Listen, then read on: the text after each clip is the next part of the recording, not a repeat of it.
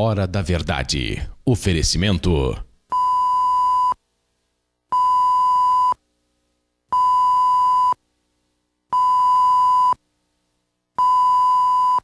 Cristais São Marcos, há 50 anos produzindo arte.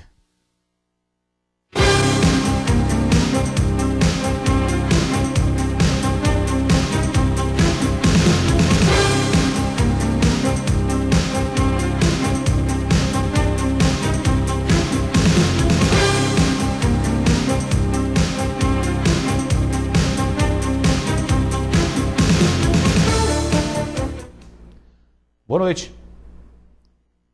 Ela promete o prazer, a felicidade permanente, o êxtase, o encontro com os deuses, a liberdade.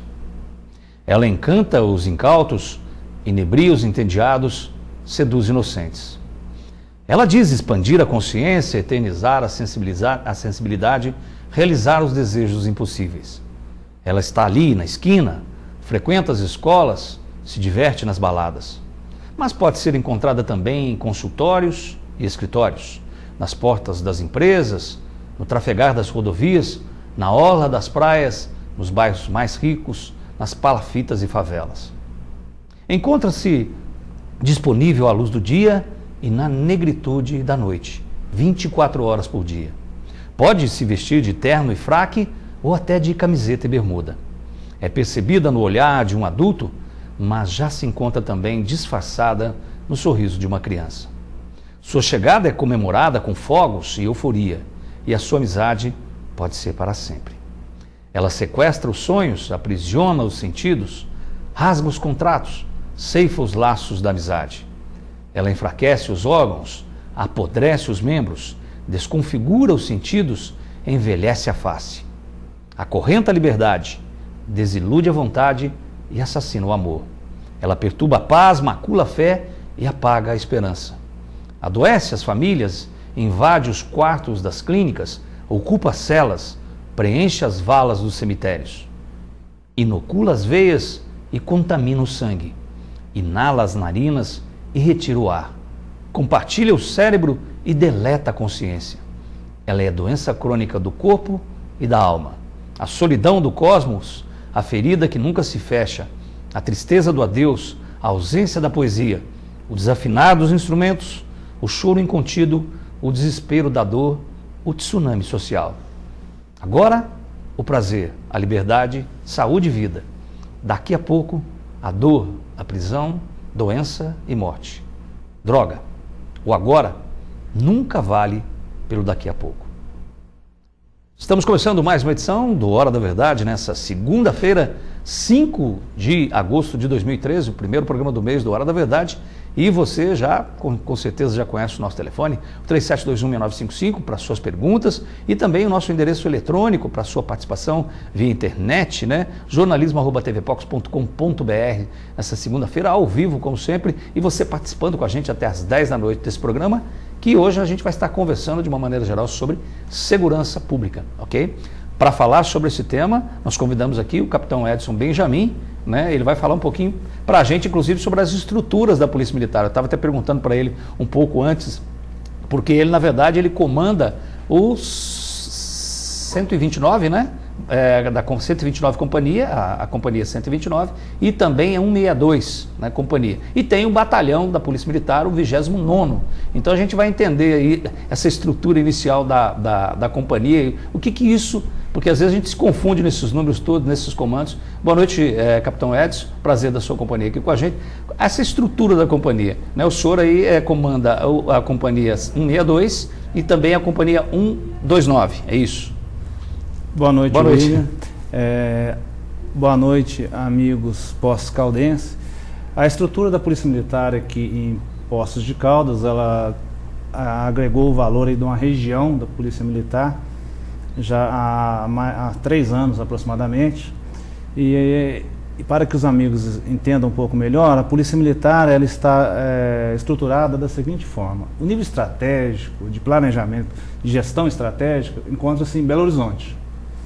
Em Poços de Caldas, nós temos o nível de direção intermediário, que está na 18ª região, que é comandada pelo senhor Coronel Ivair.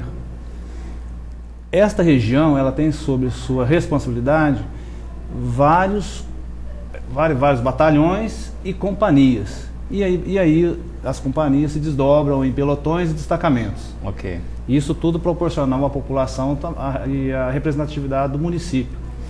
Em Poços de Caldas, então, nós temos a unidade de direção intermediária, que é a região, o batalhão, o 29º Batalhão.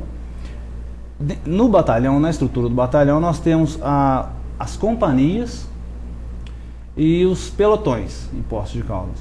Como companhias operacionais, nós temos a 162 CIA, que é responsável pelo atendimento das ocorrências de rotina, que é a grande maioria da demanda da Polícia Militar.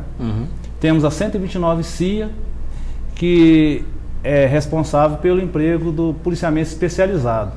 E aí entra o pelotão montado, entra o pelotão de trânsito, entra as motos e eventualmente poderíamos ter também os cães. Não é o caso ainda de Poços de Caldas. Os cavalos também, os a cavalaria. Cavalos, isso.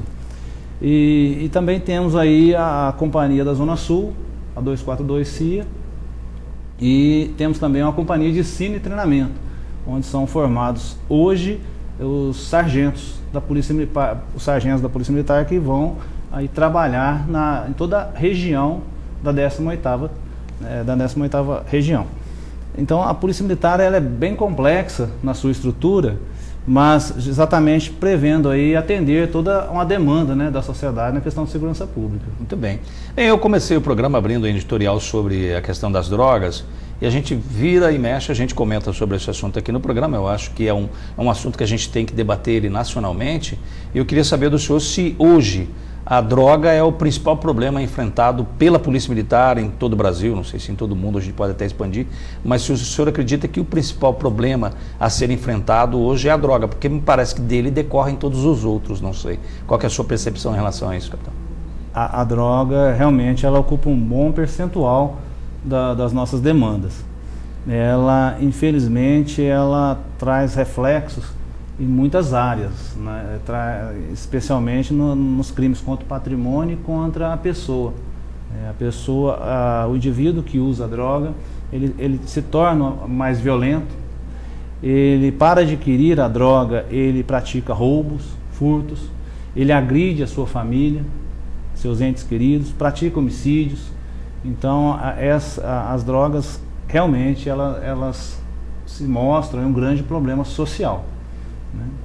Recentemente eu concluí um curso de especialização em segurança pública, e o meu tema de monografia foi exatamente a questão das drogas, e envolvendo aí a criança e o adolescente que cometem o ato infracional, né, em virtude aí do seu envolvimento com as drogas. O senhor acredita que às vezes tem pessoas que afirmam no Brasil, já vi algumas afirmações, que contra as drogas a gente já não tem mais solução? Algumas pessoas, não sei se pessimistas, realistas, né, ou não, mas olha, contra as drogas a gente já perdeu essa batalha. Qual a sua visão em relação a isso? Eu acho que a esperança, ela não pode, a gente não pode acabar com a esperança, né? As drogas realmente elas existem desde que o homem apareceu na Terra, alguma forma de prazer ele buscou, né? Então a gente pode não ter a droga no formato que é hoje, mas o homem procura aí a felicidade. Assim, numa visão bastante empírica, a gente pode pensar que, e eu já escutei isso de um estudioso também, que quem usa droga, a princípio, não é uma pessoa má, de índole má, ela quer ser feliz, só que ela faz uma escolha errada. Quando eu converso com os meus filhos, com as pessoas que me são próximas, eu falo que, olha, a droga realmente deve ser bom, deve ser uma questão boa, deve trazer. Se fosse ruim, não pessoal tinha tantos voluntários. Né? O que acontece é que o seu uso traz uma desgraça muito grande para a vida das pessoas, né?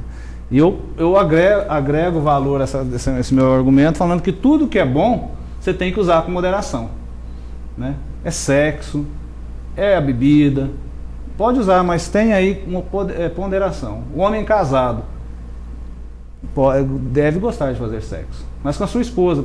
Experimenta fazer sexo fora do casamento, os riscos e os transtornos que vão trazer para a sua vida, né? Então a droga está todo mundo sabe e vê os péssimos exemplos que as drogas trazem para o indivíduo e para a sociedade, mesmo assim eles usam. Eu fico fazendo um paralelo também com o trânsito, né? E falo que, sempre repito isso, que a maior multa que se pode ter no trânsito é a morte. E nem mesmo isso intimida as pessoas de cometerem infrações de trânsito.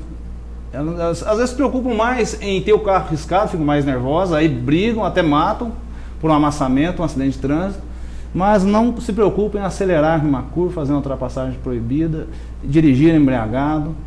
Então as pessoas, acho que há uma inversão, né? De valores, né? Uma inversão de importância na vida das pessoas, e por isso tudo, às vezes, o aconselhamento ele deve ser pensado como se fosse um treinamento, né?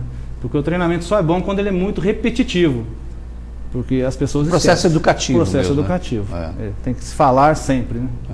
Por falar em falar sempre, eu não sei se é uma percepção que a gente está tendo ultimamente aqui em Poços, eu queria, já abordando outro assunto da criminalidade de uma forma geral, eu não sei se nós que estamos tendo assim as pessoas, o cidadão comum, eu tenho lido muitos jornais, eu tenho observado muita coisa assim, nos parece ao cidadão comum que o índice de criminalidade em Poços está crescendo, que os acidentes de trânsito estão crescendo demais, que o índice de drogas está crescendo. Quer dizer, a insegurança dentro desse ponto de vista geral, ela está num crescente em Poços de Caldas. Eu queria saber do senhor que está acompanhando isso, se as estatísticas da Polícia Militar demonstram isso, ou isso é só apenas uma percepção nossa de quem tem acompanhado muita coisa, às vezes não consegue colocar isso dentro de números, né? Não, realmente, a gente tem a sensação objetiva e subjetiva de insegurança. As duas coincidem para uma elevação. Na questão objetiva, que são os números, a gente nota claramente que houve um aumento nas taxas e nos percentuais de criminalidade. A sensação de insegurança das pessoas também é maior, né? Não é uma exclusividade de Poços de Caldas. Isso está acontecendo no estado como um todo. No Brasil como um todo, né? No Brasil como um todo. A gente vê que, só fazendo um parênteses na sua pergunta, é a questão da violência, dos atos violentos, do comportamento violento nessas manifestações. Essas manifestações que nós tivemos em todo o Brasil, um percentual, exatamente, na minha visão, retrata o que é a sociedade.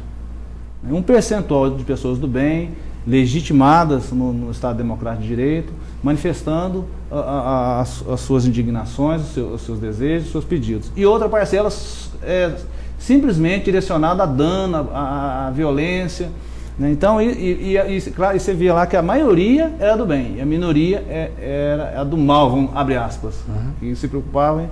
E isso é o retrato da sociedade.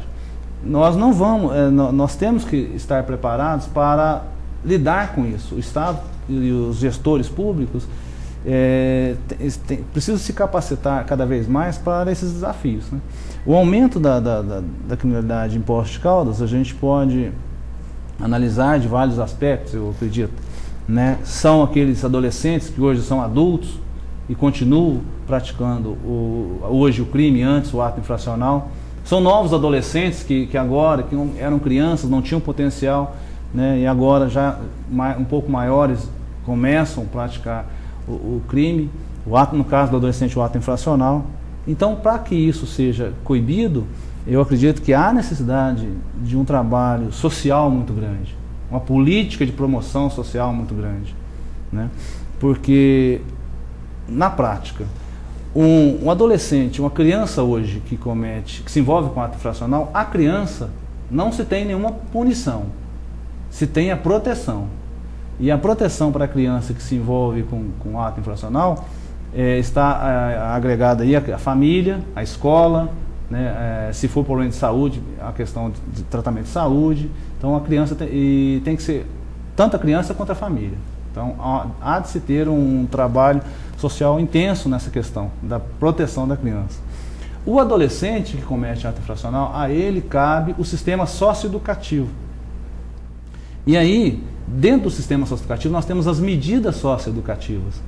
que são, vamos começar pela mais branda, que é a advertência. Seria abre aspas, um chamamento de atenção do juiz. Um puxão de orelha. Puxão de orelha no adolescente. A segunda seria a obrigação de reparar o dano. O adolescente ele seria, então, obrigado a reparar o dano que ele cometeu. A terceira seria a prestação de serviço à comunidade. Reparar o dano que o senhor diz é quando esse dano é um ato físico, né? Físico, patrimonial. Patrimonial. Porque não tem como reparar um dano, por exemplo, eu mato uma pessoa, isso não tem como reparar. Não tem, aí para esse caso seria aí uma internação. Né? Então, na prestação de serviço, poderia aí a sociedade ter uma participação bem intensa. Quando o sistema de promoção social, através das secretarias, através do seu capital social no município, envolver os empresários, envolver os patrões a chamarem os adolescentes e darem emprego para eles como aprendiz. Bom, e depois dessa prestação de serviço de comunidade, que também seria poder, não precisa ser necessariamente vinculada a uma atividade laborativa, mas uma questão educativa, uma questão cultural. Né, isso tudo que o senhor está dizendo é uma questão que já é prática através do Estatuto da Criança e Adolescente, ou na verdade é uma proposta que o senhor está apresentando, ou é uma questão assim, olha, deveria ser assim e não é? Como é que é isso? É tudo previsto no Estatuto da Criança e do Adolescente, perfeito, só para clarear. Tudo previsto, tudo em lei que deveria existir. E a gente deveria existir como? Tudo deveria estar funcionando. Tudo deveria estar sendo praticado. Mas isso não acontece ainda. Não acontece efetivamente. A lei determina uma situação, mas na prática não se observa isso. No caso da internação, não tem imposto de causa no local. O menor chega apreendido na delegacia, o delegado simplesmente não tem para onde mandar esse adolescente.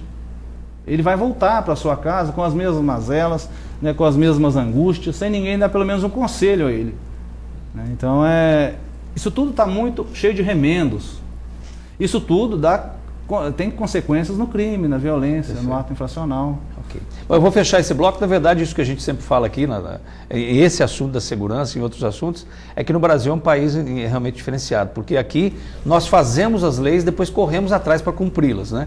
Porque na verdade a gente não tem estrutura, nós não temos condições de atender às leis, mas tudo bem, na lei lá está tudo certinho, mas quando você vai ver na prática, nós ainda não atendemos por falta de estruturas de diversas formas, que é o que o senhor está dizendo com relação à segurança pública. O senhor falou a respeito das manifestações, eu queria fechar então também com esse bloco. Se o senhor acredita que a polícia, e eu digo mais a polícia federal, no sentido da polícia militar, lá de São Paulo e principalmente de São Paulo e Rio de Janeiro, que foram os centros de grandes manifestações, se a polícia estava preparada para aquele tipo de manifestação, ou também ela teve que se preparar ao longo da manifestação, se houve essa preparação ou se não. Já já a gente volta no Hora da Verdade de hoje. Sua participação pelo 37216955, jornalismo@tvpox.com.br.